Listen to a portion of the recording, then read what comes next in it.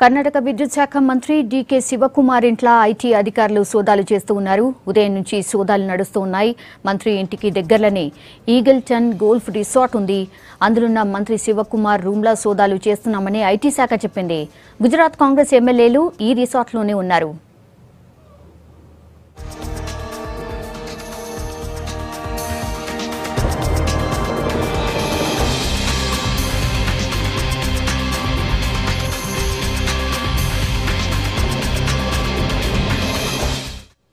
రాజ్యసభ ఎన్నికల కాంగ్రెస్ ఎమ్మెల్యేలకు బీజేపీ డబ్బు ఆశ చూపిస్తోందంటూ 44 మంది ఎమ్మెల్యేలను బెంగళూరుకు షిఫ్ట్ చేశారు. బెంగళూరు శివార్ల ఈగల్టన్ రిసార్ట్ల క్యాంప్ పెట్టారు. ఈ ఎమ్మెల్యేలు కాపాడే బాధ్యతను మంత్రి డీకే శివకుమార్ కు అప్పగించారు ఢిల్లీ పెద్దలు. ఈ టైంలోనే డీకే శివకుమార్ ఇంటి మీద రిసార్ట్ల ఐటీ శాఖ దాడులు చేయడం గమనార్హం. రాజ్యసభ ఎన్నికల్లో కాంగ్రెస్ నుంచి అహ్మద్ పటేల్ పోటీలో ఉన్నారు. ఆయనను గెలిపించుకునేందుకు బెంగళూరులో ఎమ్మెల్యేలతో క్యాంప్ పెట్టారు.